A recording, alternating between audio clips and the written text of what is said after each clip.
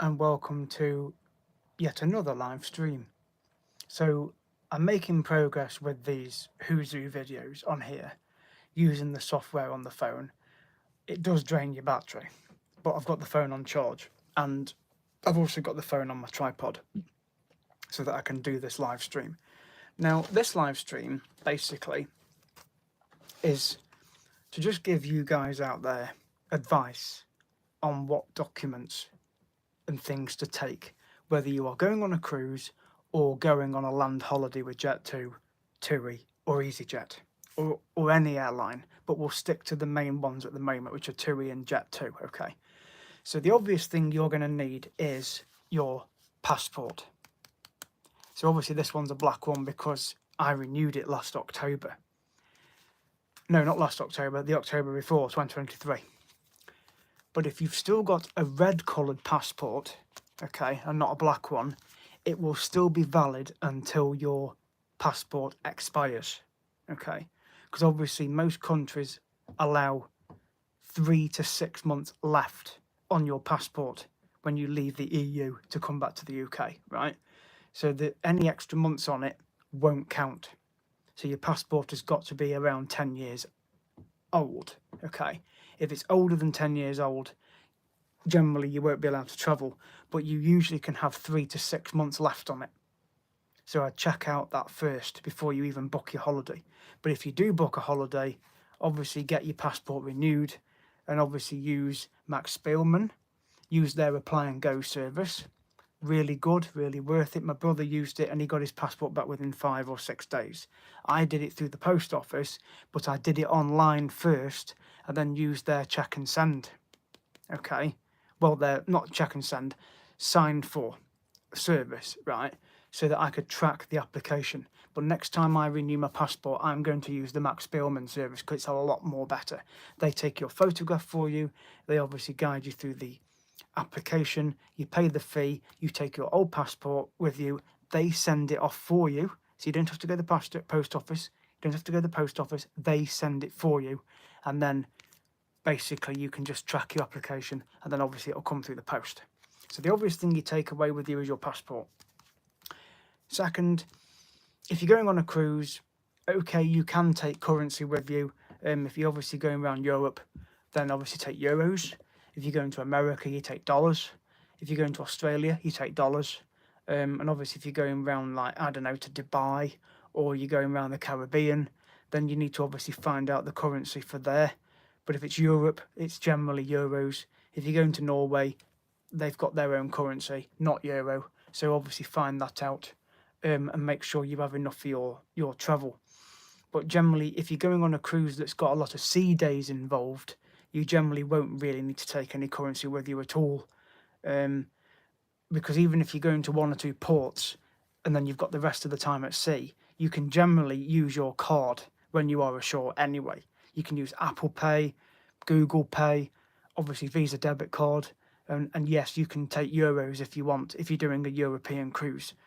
Because obviously with this cruise coming up for me, I've got 5 days at sea spread out over the week, but I'm not taking any euros. I haven't even ordered any for this cruise because I'm thinking, well, there's no point because everything on board is cashless anyway. So you obviously can register a debit card or deposit some cash at reception to cover your onboard spending. And obviously you can check it through the app as well, what you've spent, because you will get an itemised statement through your door as well, or you might get it on an email or something. So, but check your Navigate app if you're going on a Marella cruise. So the obvious thing you take with you is your passport. Any euros or spending money, take that as well if you need to. But if you've got a cruise that's got loads of sea days, there's no point. Because if you're only going to a couple of ports, as I've said, you can use your debit card anyway, or your Apple Pay if you've got an iPhone. And then the obvious other thing you need to take with you is obviously your boarding passes. So you can either download them onto your phone in your Apple Wallet, whether you're going with TUI or Jet2, or you can always take a hard copy similar to this, so that you can obviously show at the airport that you're going. And obviously read the information carefully at the bottom of your boarding pass as well. So usually on the boarding pass, you've got something like that, which explains about your whole baggage, your hand baggage, if you need special assistance, on-time departure, photo ID, liquids in hand baggage, and lithium batteries in whole baggage, which basically says you are not allowed to carry loose lithium batteries, power banks, or spare batteries in the baggage you check in. Please put them in the items you take on board, which is your cabin baggage to put in the overhead locker on the ship. Well, not on the ship, no, on the plane or under your seat in front of you. Obviously, photo ID, you must take a passport. Check the government's advice for the details as well. And obviously make sure you get to your boarding gate on time as well. Usually half an hour before the plane leaves, they recommend you are there. And most bag drops are 2 hours before your plane to take off, and they close 45 minutes before your flight. Always get there 2 to 3, even 4 hours before if you need to, if you are unsure. That's the suggestion I would give. Take it from an experienced traveller. Also, on the TUI boarding pass for your flight, you can also scan the QR code that's on there, as it will take you to the menu on board the plane. So if you want to have food and drink, you can see the menu. And it says pay with a contactless card on board where possible. Or you can use Apple Pay. They generally don't accept cash on a lot of flights now. Hello to you. So this is just information about documents and things to take on a cruise and on your holidays. Obviously passport, obviously spending money, boarding passes. Most airlines do accept electronic boarding passes or ones on your phone, but it's always good to have a hard copy, as in a paper copy, just in case. Because technology does fail sometimes. So it's always good to have a paper copy, but they can also print them at the check-in desk as well if you forget to print them at home. So make sure you've got those. Secondly, other documents to have.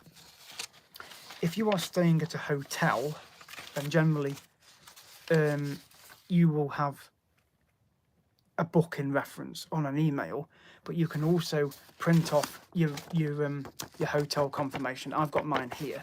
This is for when I go on the cruise. So I'll be taking this with me, even though I've got it on my phone. Okay, that's good that you are going on a cruise, Maddox, and travelling. So I hope this helps. So obviously, hotel booking, boarding passes, passport, euros, or wherever you're going. Another good thing to take on a cruise, and this is a requirement, is of course insurance policy. So mine covers me for the 9 days that I'm going to be away. Okay, so I'm actually starting the cover on the day of the cruise to when I come back. Okay, and then I also put in the countries that I'm going to be visiting, because I'm going to be visiting Cyprus, Malta, and Spain. Okay, because Tenerife, Canary Islands, is part of Spain. It's classed as Spain. Either it's Canary Islands, it's part of Spain. And obviously Malta, because I go there, and then Cyprus, because that's where the ship docks, and then it goes from there right the way through the rest of the year. And obviously I've got what the type of cover is, what the level of cover is, and what the premium is, the policy number. So I will be taking that document with me as well, just in case they ask. They don't always ask for your insurance information, but it's just in case they do. I've also printed off here, which I actually printed off in November, is obviously, this is now booking confirmation of things that I've booked on board the ship. So in this case, it's the Coral booking for the Morella Discovery 2, right? So, because there's a booking reference on it for the restaurant, okay? But usually you get a notification on board that you're going to be going there, or you'll check the Navigate app, okay? So that one is for Coral, okay? And then I've got another one. I've got 3 actually. I've got 3 of these type of documents. That one's Coral. This one is a trip on Malta. And then this third one is, of course, Coral again, because I'm going to Coral twice. Okay. A slightly earlier booking on that one. So I've got that. And another document to have, which I haven't printed off, but I will do, unless it is amongst this pile, is the ATOL certificate as well. So take that with you as well, just in case. And also, if you have a car park booking, no, I need to print off the ATOL certificate actually. It's usually yellow or gold colour. I need to print off that for my upcoming cruise. But I've got all the documents here. So I've got the insurance policy, the hotel confirmation, boarding passes, my confirmation of my excursions and restaurants. Oh, I have got the ATOL certificate. Yes, it's here. So it's basically, it looks like that. So print off that as well, just in case. But generally, you've got it on your emails. So they're all my documents. And of course, I'm going to obviously print the car park booking off, even though it is on my email, because it's just in case you get to the car park, as I experienced back in November, and the barrier doesn't lift. That's because the car was covered in snow. Even though I'd driven there and I got the snow off before I left home, it was still covered in snow when I got there because it was throwing it down with snow, right? So, but I went to the car park office and they were very good. So I got given a token, but it didn't mean that I had to pay again because I'd already paid. So when I got back from Spain, this was at East Midlands back in November, when I got back from Benidorm, Alicante, I basically just put the token in and the barrier lifted and I went straight out because I'd already pre-booked, but I'd already gone over to the office to see them. So for any of you guys, make sure you put the correct number plate in on your car park booking, whether you book it through the airport website or an external website, whether it's TUI Extras or whatever, or Jet2 or TUI Parking, airport parking, whatever site you use, make sure you put the correct number plate in, and obviously the duration of your stay that you're going to be away for, what time you plan to park, because usually you get 6 hours grace period before your booking starts and at the end. So if there's a flight delay, you've basically got a 12-hour window, 6 hours before and 6 hours after. So if your flight is 10 o'clock in the morning, for example, I'd be booking your parking for 6 a.m. Right? So if your flight is 10 a.m. on a morning, then you can book your parking from 6 o'clock in the morning, which then gets you into the terminal, whichever airport you're going from. And then you can obviously be checking in from 6:30. Usually it's 3.5 hours before your flight. So I'd be booking your parking from like 6 a.m. if you're on a 10 o'clock flight.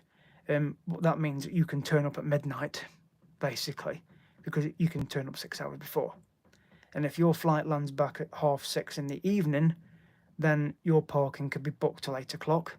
But you won't be charged up until 12:30, which will be midnight, right? So whatever time your flight lands back, you've got a 6-hour grace period from when your flight lands back, or from whenever your parking booking ends. You've got 6 hours, so you won't get charged. And they've done that. They do that basically in case of flight delays and also other issues that might occur. So that's one good thing about it. So I would take those documents with you on your cruises and your trips. I hope it's helped. And obviously just be safe. Enjoy your cruise. Any other questions, please leave a comment under this video or in the chat. And obviously I'll share this to the group pages online as well. So I hope it helps. Please support the channel at CarlSmith25 to subscribe. And I will see you guys in the next video. Thank you for watching and good evening.